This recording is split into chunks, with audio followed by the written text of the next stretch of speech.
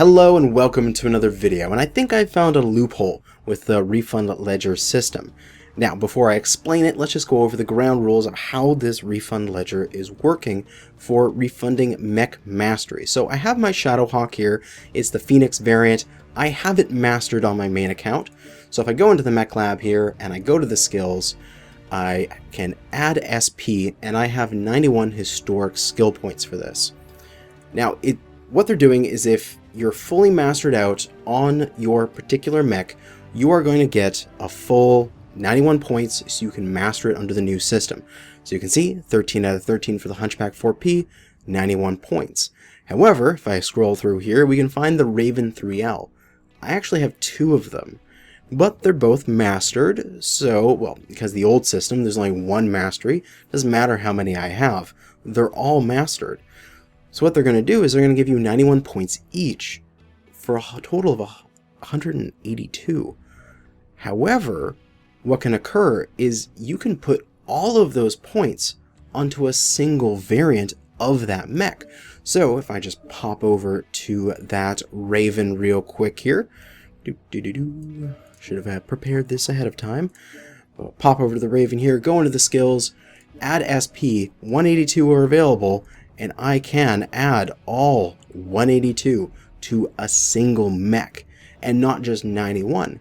So what that means is I can get even further along and have extra nodes unlocked in this particular mech with this historic skill pool. Now, if we pop back to the Shadowhawk here that I wanted to show this on, what does this mean for our different mechs here? How can we exploit this? Because that's always how I try to think about things. I try to think about how can I break this system? How does it work and where are its faults? And this immediately screams out to me, I'm just going to buy an additional copy of the mech before they do the refund. Because if that additional copy is less than the cost in order to purchase these skill points, it's cheaper. It's cheaper to buy a copy of that mech, sell it back afterwards, and have these additional 91 points to use on my existing mech, the one I want to keep. So it costs in total to, if we add SP here and we add in from general experience points, we add in 91, we can see it costs just shy of 4.1 million C-bills to do this. Okay, so that's the cost of 91 points. Now we're going to look at the cost of purchasing a mech in the store here. The Shadowhawk 2H is 4.3. So you'd say, oh, that's more, right? So obviously we don't want to buy an additional copy because we can just get them with the skill points.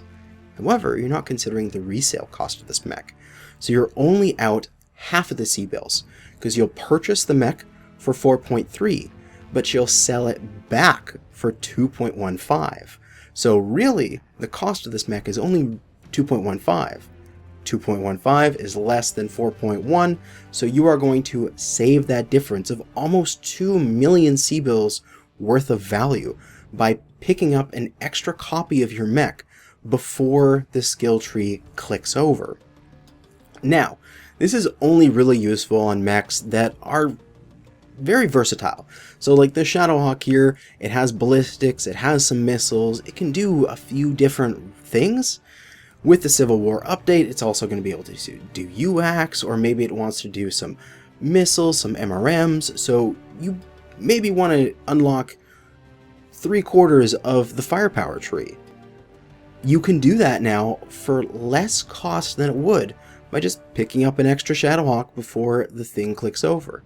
Now this only really works if the mech is below 8.2 million C-bills in additional cost, because that's where it starts to get into the break-even point, where just buying the points is cheaper after that cost. So your large mechs and your expensive mechs are not going to be along those lines. You can't do it with Stormcrows because they're 11 million, and it's cheaper just to buy the points afterwards. But it's cheaper for these inner sphere, smaller mechs. And also, really the mech has to be versatile, so you need those many points, and that you have it mastered already, so you get the full 91 point value.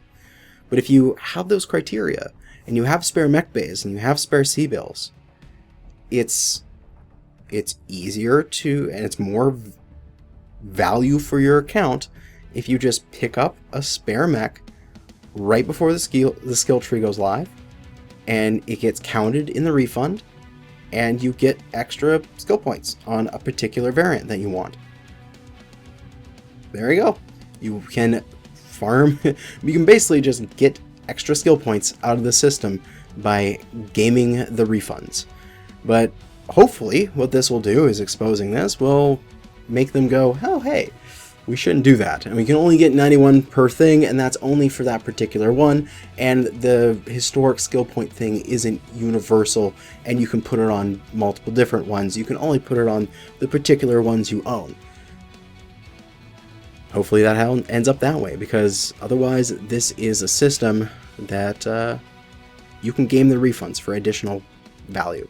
But that's going to be it, and thanks for watching, and good hunting.